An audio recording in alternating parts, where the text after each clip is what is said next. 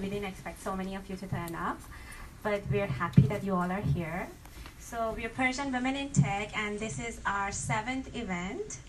And I'm very happy to see so many new faces here, which is really nice. So our mission, if you don't know, is basically to highlight the profile of Persian women who are in the STEM field, that's science, technology, engineering, or mathematics. So if you know of a Persian woman and you'd like us to highlight their profile, recommend them to us.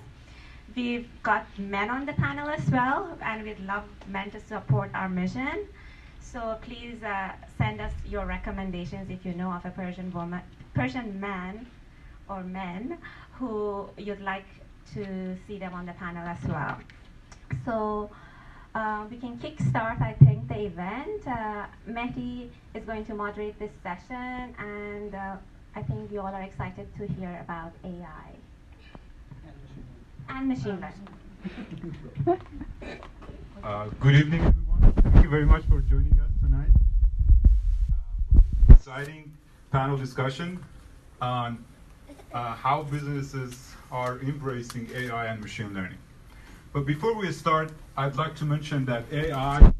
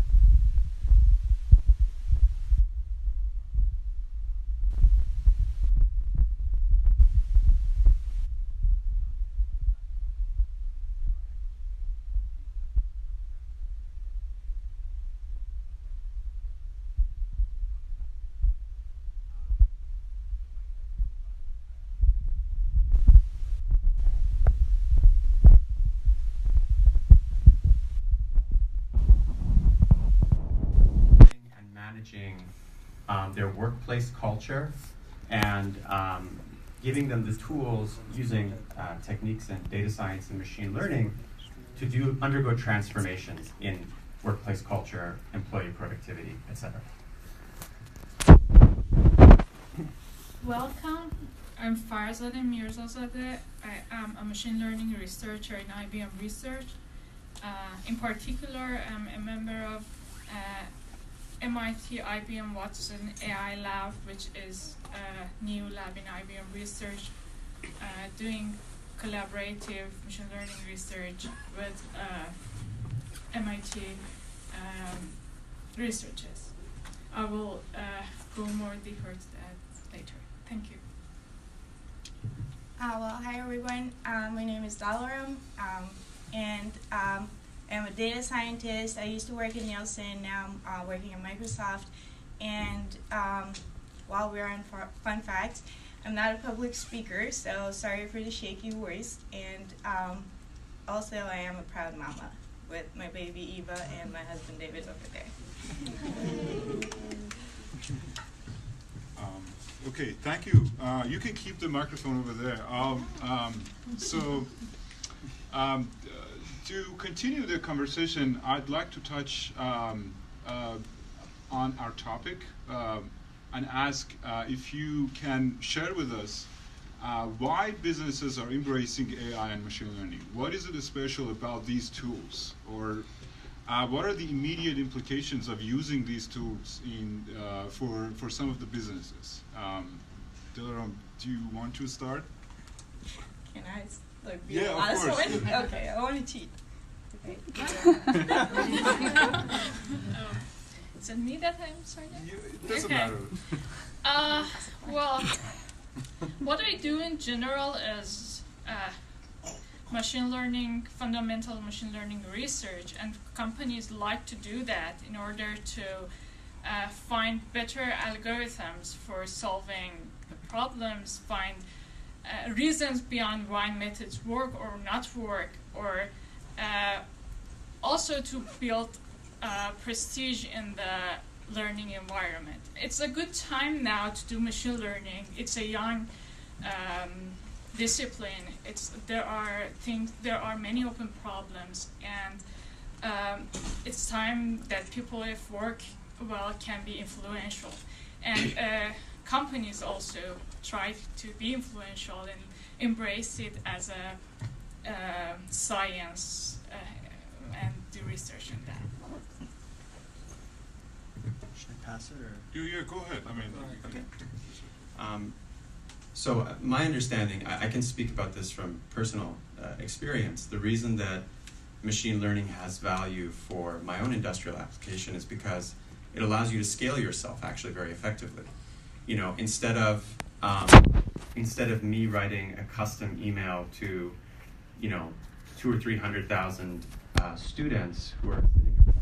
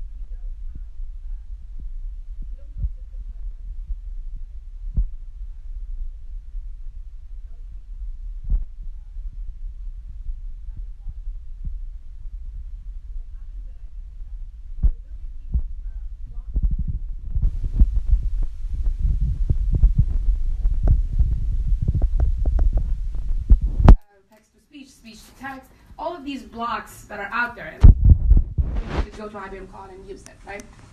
So within the business, what happens is that what the company adds to these building blocks that everyone can go and use is to build systems that use those building blocks for different types of clients and companies. So what happens is that you build the platforms, you give other businesses platforms to deploy AI systems, to investigate their data, to come up with better deployment strategies for what they have. So like for example, if you build a system that for a company that is really, really concerned about the privacy of the data, you can give them a cloud that is from, like for example, other companies that, like Google or like Microsoft, that are facing you, right? I guess none of you have ever used any of the things that IBM works, but you actually have, because then you're doing it with a shield between you and the company because you're using other types of things. But you all used Alexa. Good for Microsoft, you've probably used Cortana, or you've heard of it. But like, or anything like, I mean, Google Assistant and things like that. So that's the difference, I think. The type of user and the way that you face outside world is different within IBM. So I guess that's the main thing. So all the complications are different because you're dealing with companies. Great. Continuing the discussion on IBM, Farsan, you're doing research on machine learning, and IBM obviously is one of the prominent research institutes in AI and machine learning. Could you please tell us about how is fundamental research in AI and machine learning different than applied research in those fields? Sure. So typically in companies there are products that companies sell to different, like, even users or companies. But apart from them, there's a research center where they do work on problems, and they output products as the publication. So here for us, the main difference is that we are working on providing publications like in machine learning. And so in IBM, there are different like general sections. There are like IBM Tech, IBM Engineering, and IBM Research, where these are different in their time horizon that they're related to the product. Like we in AI science, we're farthest away from products, so we don't do mainly much with products, but we work on different machine learning models to develop them, improve them, understand them, and to publicize them. Thank you. Next question I'd like to ask Mohammad. Ghamut Corporation utilizes AI to build products that help human health. Could you please tell us more about how you use AI to achieve such goals? Sure, happy to. So Ghamut really has two objectives that it's trying to accomplish. One is to improve your health just in general, and also your quality of life. So the way that the reason that machine learning or artificial intelligence is very essential to that is because it's not a one-size-fits-all solution if you want to alter someone's behavior that could lead to an unhealthy outcome. So let me give you an example. Let's say that for my Ph.D., for instance, we were looking at patients who had cardiac arrests, and then we were trying to predict whether they had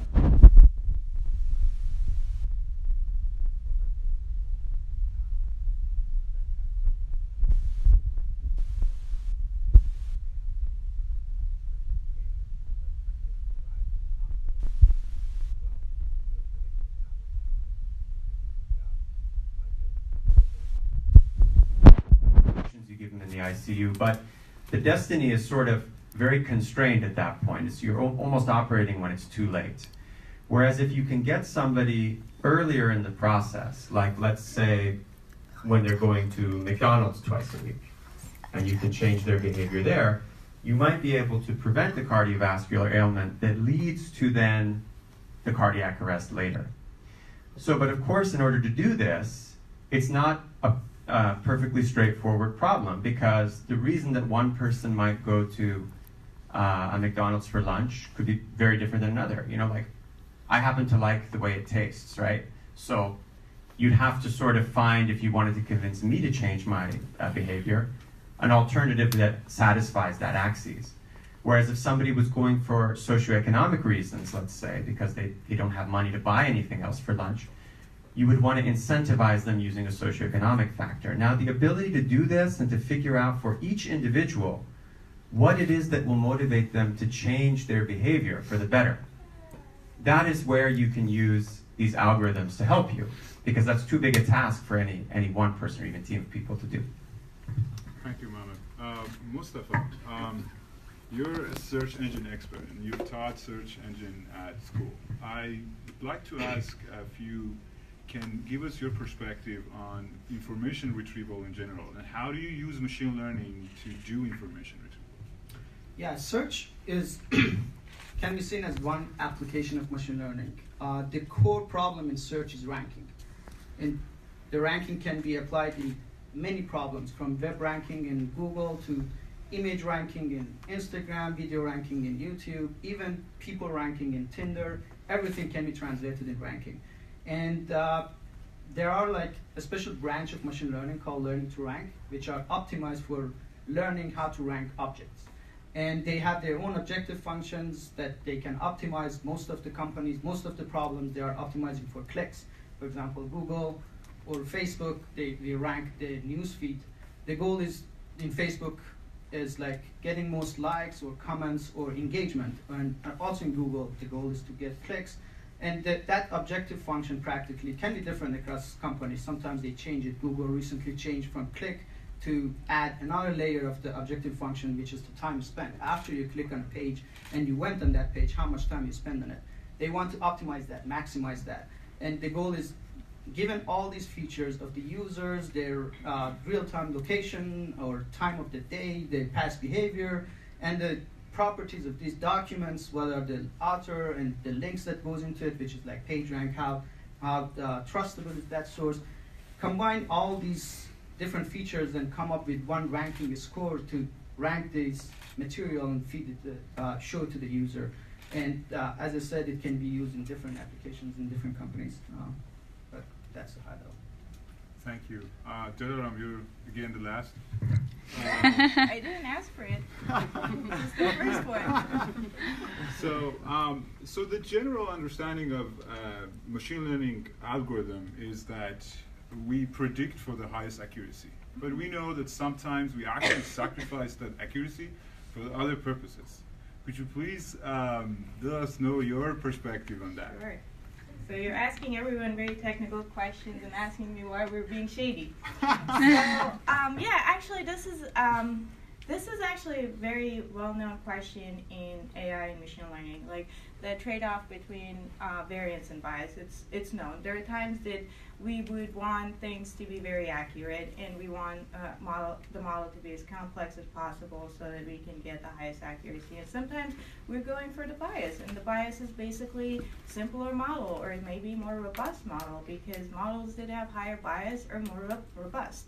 So sometimes, based on what the client is asking, we might need to basically impose some structure on the model, some things that are out of our hands. So the model might not be the most accurate one, but it is what the structure of that problem would enforce to be.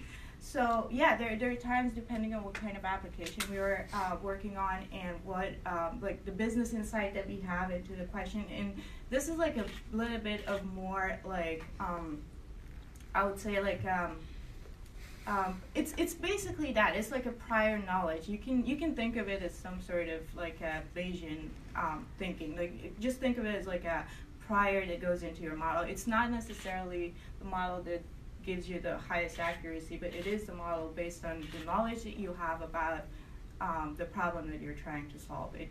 This is what you get. So. Thank you. So the following conversation would be more of an open-ended conversation, so please just participate as you wish. So while whoever that controls the data basically controls the learner, and I'd like to talk about the privacy implications of AI. We all use Google Home and Alexa. And Cortana. Cortana, exactly. And by using those, we are actually at a social contract that we sacrifice our own privacy for the sake of convenience. What are the potential misuse of this social contract? That's actually a good question. So, I mean, I can't speak for Google or Alexa, but I can speak for what Microsoft does with regard to privacy. And actually, it is very interesting to me because one of the things that we went through the first week, the whole first week, I was going under training for privacy. So, for example, if I even use the data that has any type of indication that you can like trace it back to an actual user, there would be consequences to it. So there are actually now, I don't know if it's because of what happened with like the lawsuits against Facebook and Google that they're imposing it now, but I know that right now one of the things that they're very worried about is the privacy issue. So yeah, I agree with you. There would be like definitely something would be revealed about you, but at least I know that there is a very like a big effort in an industry that help keep your privacy. So basically there would be some sort of like coding or like you know, so you cannot trace the data back to a person or a user right now. At least that's what is going on right now. It's like a very big thing. Like you cannot access any data before being able to go through all those training and to make sure, and if you do have access to that type of data, you are responsible as a data scientist or as a modeler to inform your manager and to actually do some randomization in the data to make sure that you cannot have access to personal data. But again, it's something that can be different from one company to another, and definitely there would be, I can see that there can be misuse of it. But we're not doing it at Microsoft, trust us. Anyone else would like to? So one thing I want to mention that I think all of you have gotten these notices from every account that you had that there was a new change to your privacy, right? That's because of GDPR. But we don't live in the world of GDPR, right? We are in the wrong side of the ocean. But because of GDPR, which hopefully will happen here as well, there are much, much bigger consequences in terms of how data is being used. One main thing is that there is no data that would live forever. As the data controller, as the GDPR is using terms, like there's a data controller, and then you basically have to have a reason for how long you're keeping that data, and how much data you keep, and how long you're going to keep it. And you have to ask for consent from that user. And then the user would always be able to take back their consent. And you have to be able to take out that data from whatever you've done with that and like remove it. So imagine this. If you're using the data in a model, how can you take out part of a data and say the model unlearned that data? It's quite impossible. So the companies have to be very careful on how they're using these data, because they have to prove that they're using the data for the, like not the person, for the entity that is providing the data to them.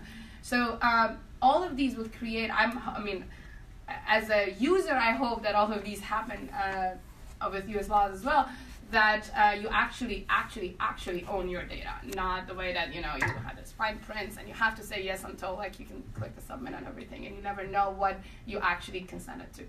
So that's one thing, and I just want to mention again, going back to what I was saying from a business to business point of view, the privacy of the data gets a different level when when your entities are businesses.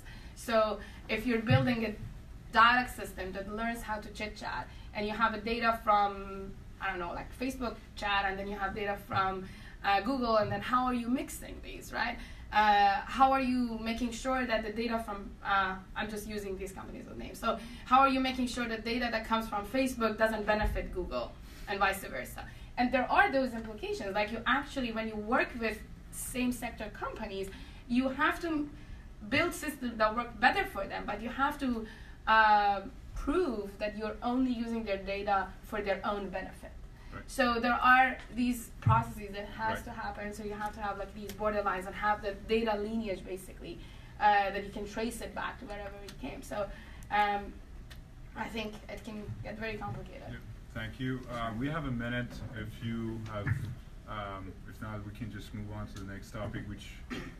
Yeah, I just wanted to add that all these points, yeah, it's true, and but data is very sensitive, and there are a lot of experiments that show that with very little data you can infer a lot of sensitive information. But all these movements, Facebook was the front runner for all these problems recently. I think everyone, especially next generation of ML AI, should take it seriously. I will talk about it in the next discussions about the future, but these ethical questions is very important for the future.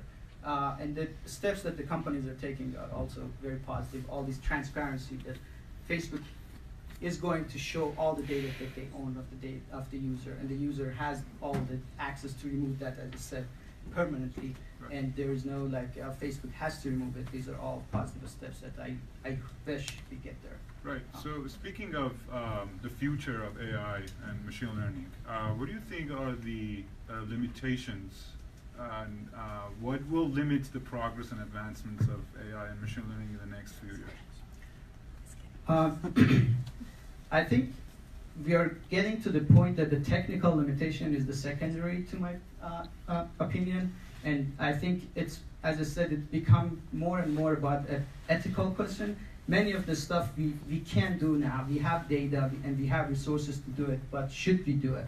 That's the question. That's the question that we ask at Facebook a lot. Like anytime you propose a new system or new inference system, has to go to a lot of privacy reviews, and everyone asks, is this beneficial? There is this ethical code in many other engineering fields, civil engineering and mechanical engineering, but we don't have that ethical code for software engineering and IT. And I think that is one of the limitations, and we should get there, and that's one of the limitations, that it would be even more important than technical limitations. Mohammad or Khazaeni, would you like to? Heather, would you like to? No. So the question was how. What will limit the progress and advancements of AI and machine learning in the next few years? Well, so I think depending, actually, to build on some of the points that were brought up earlier, depending on how, let me say, the data ecosystems of the world end up evolving, it could have actually implications for whether doing certain kinds of learning are even possible. I mean, as was brought up, let's say that I can go and delete my entire electronic medical record system. I mean, everything that I have I used to work with electronic medical records in grad school. So let's say I can go into those and I can delete every piece of data which was on there.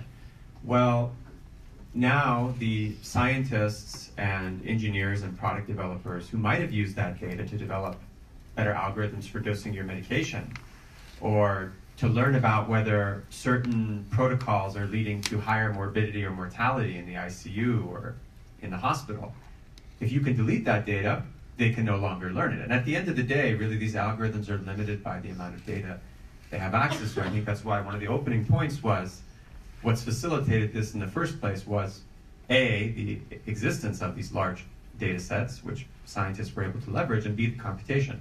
The computation won't go anywhere, but depending on how the data landscape changes and whether you really can or cannot, kind of delete things permanently, I think it could slow the area down.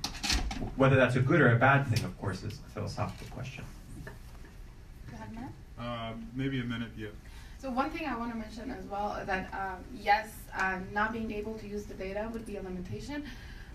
Very great point, I guess. But one other thing is that you will be still limited to the data. Even if you can use it, you're limited to the data. One example is the bias in the data. So let's say you're building a system that would tell a bank if they should give me a mortgage or not. And then they're using their historical data. But maybe in their historical data, if they're using features about me that could bias the system towards me, so like my ethnicity or my gender or things like that, you're bounded with the data that you have. So if you've learned that, I don't know, some race are more susceptible to like breaking their mortgage and not paying it back, then you keep not giving them that, right? So when you're building rules for the society based on these models that would feed back into those biases. So I think we would also lose it to our data because it's limited and it's biased.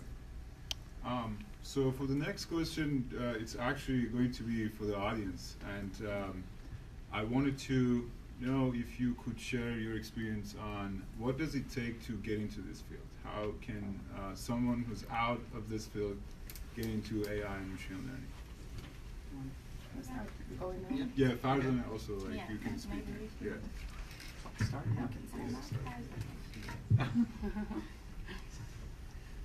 So starting from the beginning and going to mainstream like machine learning, I think a background in computer science and a strong background in math would be helpful.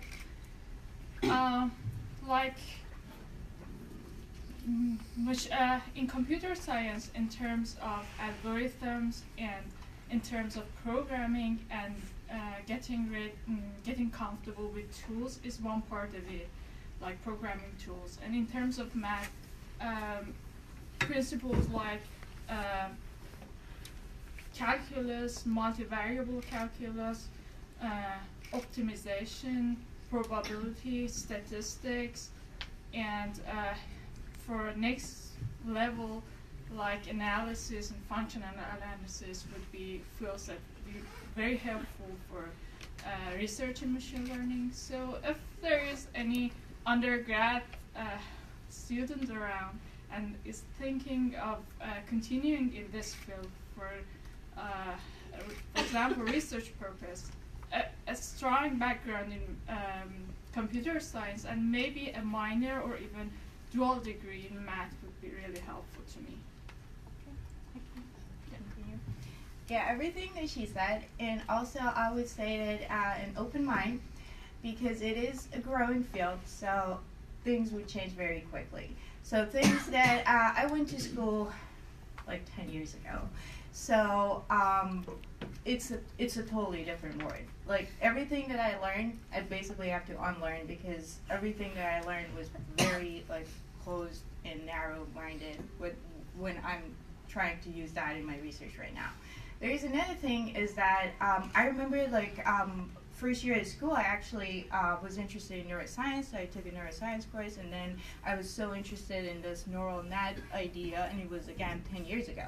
I went to my advisor's office and talked to him about neural nets, and what he told me was that, get out of my office. This is just like, it's never going to work. Nobody is interested in neural networks in machine learning. And now look at where we are right now. So having an open mind and always like moving with technology and learning whatever is the state of the art would also be a very good way to always stay relevant.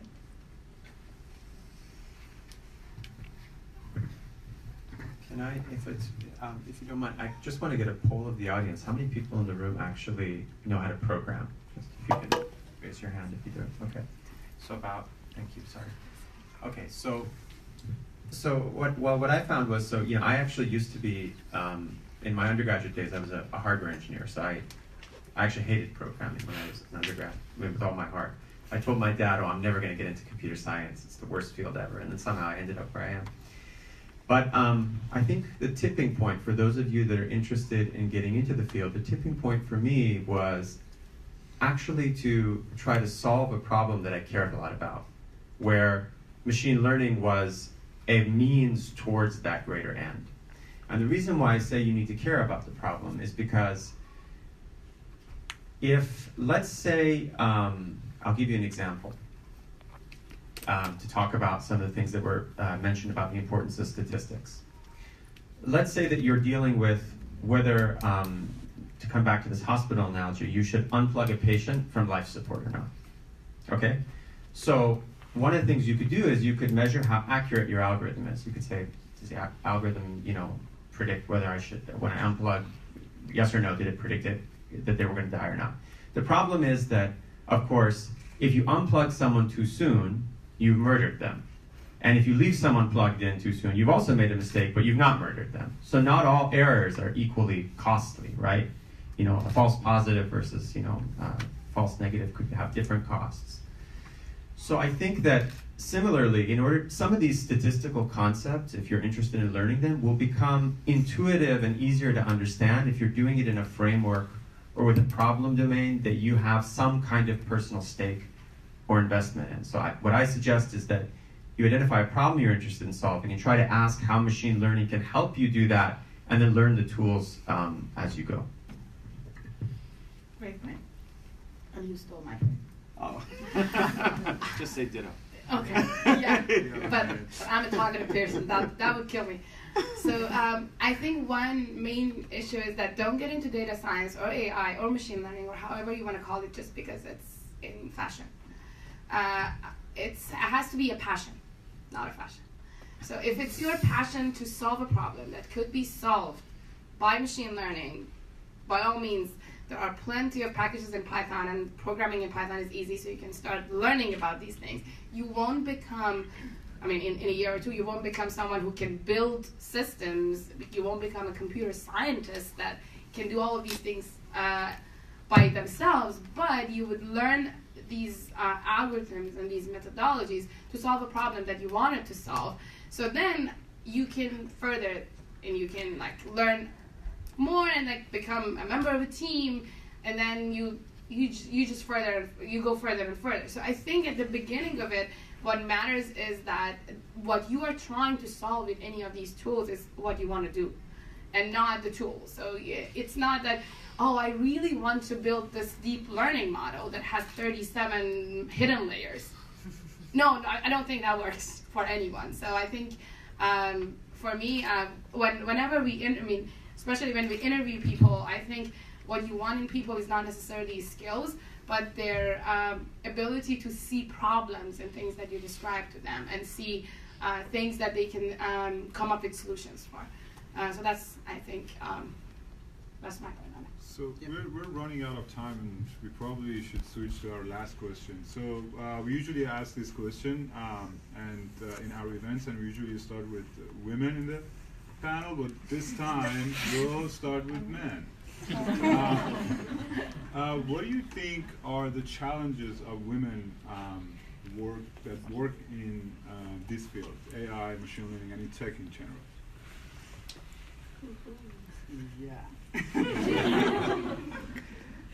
I've actually talked with friends about this. One of the things, there's a lot of discussions about hiring. Should companies prefer in hiring women or men? One of the problems probably is having role models and having people around you, women around you who are in tech as a young girl, to learn and see that this is something that women do. I guess that's some challenge that I don't have actually a clear idea how to solve it, but I see that as one of the main problems, that there are not enough role models in tech for girls to look up to. Mohammad, would you like to give us your opinion? So actually, the co-founder of my of the startup company that I work with is actually female, and so I had the benefit of kind of asking her what some of her gripes or frustrations are as a founder of a tech company in a largely male-dominated kind of domain. And what she told me, I think we should allow others in the panel to speak about their own experiences, but what she relayed to me was that there's a difference in the way that when a man speaks with confidence about an issue, they are perceived by, let's say, a client or a customer, versus the way that a woman is perceived. And I've sort of, since she brought that to my attention, I've actually seen it with my own eyes when we've gone into joint meetings and she's driven the meeting versus I've driven the meeting. So I think the way that we can be helpful in that is to come to the realization, like I did, so that we don't become subconsciously propagators of that problem, at least for the men in the room. I actually agree with you because I think one of the main challenges that I had in my previous job was that it was the exact same problem. So I was working for a company for a while, and then one of the things that I really wanted to was that, because I was the one who was building the model and do all the statistic work on it, and then I was hoping that I would, because one of the things that my boss was using to motivate me to actually do that work is that you will be able to present that to the client. And I wanted that exposure, but unfortunately, after a few meetings, we kind of realized that it's just that. When he explained things to the client, they just take it as is. But when I try to explain it to the clients, then they come back with hundreds of questions because somehow they wouldn't trust those solutions when I present them, even though we were basically saying the exact same thing. So yeah, it is something that I actually did feel and went through when I was working. I do not really have any solution for it other than it's not something that I have with my coworkers or my colleagues. It's something that I have against the clients. And it's something that would go away with time, that people would be exposed to as many women in tech as there are men, and then they would be able to trust women the same way. I don't have a solution, but I definitely had that problem before. In general, I agree with this, and what I see is in line with what you are mentioning. The general thing is that because the population of women in tech is smaller, if there are characteristics or behaviors which are more frequent in this small population and versus the ones which are the bigger populations of the men, the other alternatives are considered the standard and the thing that people like subconsciously expect. Like if, for example, men pitch themselves a little bit higher than women, everyone expects that pitching high is a good thing. So this thing that you would have to go there first, observe that this takes a little bit of time when you go to a new environment to first get these things differences, become aware of them, and then either try to convince them that this is the way that it should be and I shouldn't change, or you have to change yourself. These are all difficulties that exist in workplace, and in not only for women, for any minorities. It could be different races as well. Like if common races has a smaller population and have different behaviors than other races, this could have the same effect. So I guess the whole thing comes back to biases and prejudgments and assumptions. So if you're a woman, I mean, I've been told, oh wow, you're doing a great job. I mean, it's so impressive. You know, you take that as a compliment normally, but then when it comes with a view of like, I really didn't expect it from you. And maybe they don't even see that they are saying it to a woman, but it comes from assumptions. Or like, one other conversation I've had that actually struck me for a whole day was that, so how old is your son? About 1 year old. Wow, look at you, and you're back working and like doing your, I mean, you're just okay and you're back at work. I'm like, yeah, but he wouldn't tell me if I was a dad that had a 1 year old. So there are some assumptions we make that are expected from women. And then you show those things at work. So you make a environment for these women that it comes back to them that they have to actually judge themselves based on that as well. When you tell me that, for the whole day I'm thinking, yeah, I mean, I'm working and my son is in daycare, maybe I'm not doing it, maybe I'm not making the best decision. It's just one example that was recent, that's why I'm bringing it up. But you know, so how come you did engineering? Like, because I liked it, because I was good at math, because I was good at it. So a lot of times we don't even realize when we're even giving compliments, we are actually creating a hostile environment for women because we make them think twice about their choices that they made because they sound even impressive to us, or they sound different, or they sound just not something that a normal woman would do. So that will go with like women in tech. Yeah, we are a minority, and which is because of the society, I think, because we're not encouraging girls enough to do math and computer science. So I think it has to start from the bottom up. You have to encourage women, but we should make sure that everyone, not only women, know that this is not a women problem. This is a problem that all of us should be educated about, on how we make choices in our words, in our actions. That, like, you know, a lot of times what you mentioned, what they actually have a word for it. You get mansplained, like, and you get it. Like, just follow your days. I think it happens at least twice, 3 times a week to each one of you, that someone would speak louder or would speak with more authority, even without deciding to do that, and you just become quiet and you're like, okay. So you made that choice, right? You actually stepped back and you let them do it to you. They didn't get a feedback that they did a bad thing, and it just goes on. Well, thank you very much. That was a very exciting conversation. I think we're running out of time right now, so we have time to for the audience to ask questions for like around 10 minutes. If anybody has any question, please, I can hand the microphone. Speak loud. Yeah, go ahead. Yeah.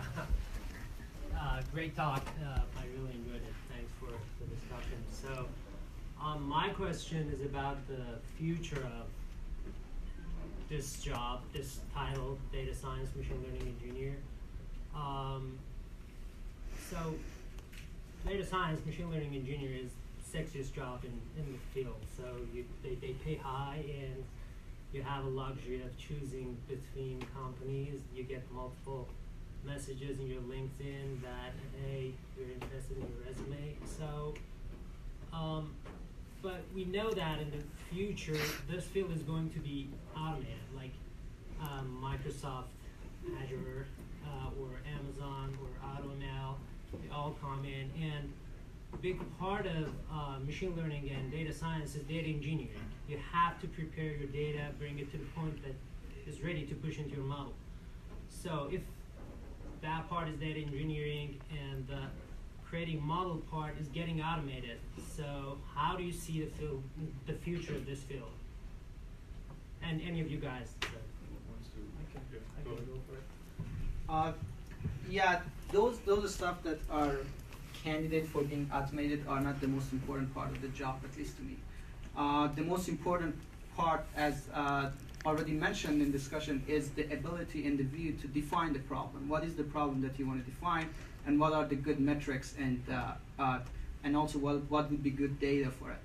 That's actually the challenging part even right now, before even the other part being automated. That is the most exciting and most important part, that you come and this is the problem that is a good candidate for being an ML model as opposed to a heuristic model. And that part, I think, is way more difficult to be automated, and we'll have that challenge for a long time. We had somebody else. Yes. Right. I'm going to stand up to you guys and you can see me. First, thanks for amazing discussion. I really enjoyed it. My question is more towards the ethics of the field, and one thing that I always think about is that, to me, it seems like the discussion on ethics hasn't been able to keep up with the advancement in technology because it's been such a rapid pace. And one thing that actually, and this sort of brings up a lot of problems, and such as one of the questions that Mehdi asked is the privacy issue. But it's just one thing about it. The other thing is that sort of, if you want to look at it from a market demand perspective, to me it seems like AI and machine learning is sort of pushing the market demand from labor, physical labor, towards cognitive labor, and this seems to have a couple of consequences. One of them is that so not everyone can keep up with the cognitive burden of it, and not everyone is actually willing to. So this has a social injustice. It might have a social injustice implication and consequence later. And the other thing is that it sort of seems like it's becoming more automated. The distribution of wealth, actually, the gap between the wealthy people and the poor people might increase. So as someone who thinks about ethics of a field a lot, I would always have this doubt of, should I get into the field and sort of contribute to a thing that increases the income and social inequality or not? And I would like to hear your perspective on it. So if you have doubt in a field and you have ideas on how it should proceed, you definitely should get into it, not stay out of it. Because that is the subject of a lot of research that are going on because of people like you that were able to come into the field, and their passion was in things around ethic, around things that we are making today really make the society a better place or not. Does it only make it easier to order a pizza, but then the pizza man is not making as much money because we are making things automated? So I agree it's an issue, and I think most part of at least the, I'm speaking more from the research side, most people who are working there in this field think it's an issue, and it's becoming bigger and bigger because of all these privacy stuff that are coming up. It's not only privacy, but that brings in the bias issue, the ethical implications of things that you do. So I don't think it's something that is being left out. I agree that it didn't have the fast pace of the actual technology speeding up. But on the other side, I think we've seen these sort of automations in a lot of fields. You know, we built cars by hand first, and then we automated them. So I think the society can get there, and kind of, it's an overshoot, right? So we hopefully would stabilize at some point. But I think if you care about it, it's not that you should stay out of it. You should get into it and make change. Any other question? Go ahead, please. You know, we've already passed the point where computers can pass Turing tests. How far do you think we are from the point where we can call a system conscious? That one you give to me? Okay. Whoa, that's a Westward question. So, I mean, again, it's a very philosophical question. Like, what is consciousness, and how do you define it? Because there are different levels. Like, are you defining consciousness based on livelihood, or are you defining, like, at what level do you define consciousness? Is it just whether or not you're making a decision, whether or not you can understand, like, language, whether or not you are capable of like understanding ethics and morality? So depending on where, like, because consciousness is one of those very wide like words, you know, that it has, like, it can have like it doesn't have a very definitive meaning or definition, I would say. So yeah, I would say, like, depending on where you define it and what is the exact definition, what are the limits, it would change the answer. But I mean, again, like, if you want to answer if we are ever gonna get there, well, then again, the question is that how do you define your own consciousness? Are you defining it based on, like, more ethic, like, you know, are you defining it based on a religion based of, like, having a soul, or are you defining it based on, like, your mind capacity of understanding the, like, I or myself or things like that? So I would say, like, it's actually a very interesting question, but it requires to dive a lot deeper. Thank you. Please go ahead. This is maybe in line with one of the previous questions. I was reading in an article that if you want your children to have a job in the future, have them learn programming. What do you think about this? Is the future near, maybe 10 years later, 10 years later, everything is going to be done, all jobs are going to be done by computers and algorithms, and everybody does have need to know programming to survive? Or what do you think in this area? I think programming would be a necessary tool. It's not enough for sure. Well, I don't think it would be enough, but for whatever like discipline that you go in different engineering disciplines or science, programming is a very powerful tool that I think you want your child to have it, to be stronger and to be able to work forward. It's a different question from that if like what field the person would be go to, or if machine learning would be as strong as it is now, or in the job market, or it would vanish. But still, I think programming is really required for the next generation as a tool. As years ago, it's people need to be able to do math and reading and writing. These are the tools just to begin. Thank you. We have time for one more question. Please go ahead. Thank you. Thanks for spending your time with us. So actually my question is related to the beginning basics. How do you feed the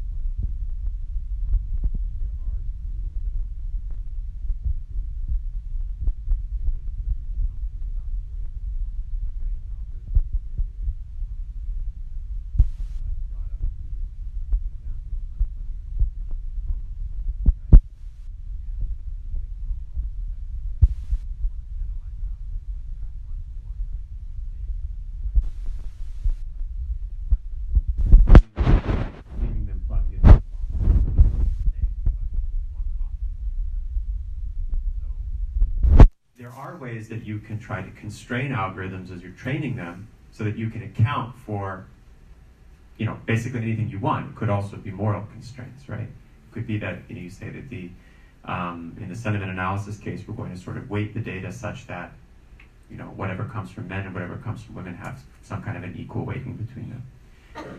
But it doesn't, of course, address that there are, these more complex issues of, what are those constraints that one should put on these systems, right? Which is where I think we'll need a lot of dialogue and a healthy debate, I hope. Thank you. Yeah, we have a minute if you have. I just wanted to say that it all comes back to, first of all, how are you going to define moral and immoral, right? Those are decisions that have to be made with, outside of any modeling or data, but then you can define immoral and immoral, but then you are using a set of data to do your modeling, right? So based on those definitions, you have to actually, before you're building anything, you have to look at the data that you provide to your model and take out, understand what are the sources of biases that goes into that data that could cause into immoral decision making. It's not necessarily what you would be optimizing that would change. It's also how you are utilizing that data. I'm going to go back to my point, are you going to use race to predict if I should be given a mortgage or not? For the bank, it probably will help them to make more money, and that's what they care about. But is it moral? So it always comes back to how you use the data to make decisions. I guess, it's not necessarily in this field. Even if you go and apply, you're applying for a mortgage. If there was no model, you would go and talk to a person. They could have biases, right? So they don't necessarily make moral decisions. So it's how you define these subjects as well. Excellent. Yeah, I can just add to the last point that this is people ask this question around tech, but I think this is not a tech question. We have this question everywhere. Yeah. Life is not fair. People are born with disabilities. What should we make to make it fair? Everyone have same chance. Even hiring in tech for women and men. What should we do to make it fair? This is practically the same question, and as they said, it all becomes to what metric you want to optimize. If you can bring this into metrics that you want to optimize, the model will pick it up. Excellent. Thank you very much. We're right on time. Thank you.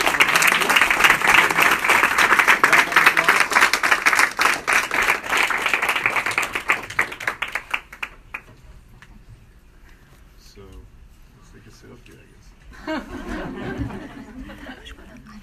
guess.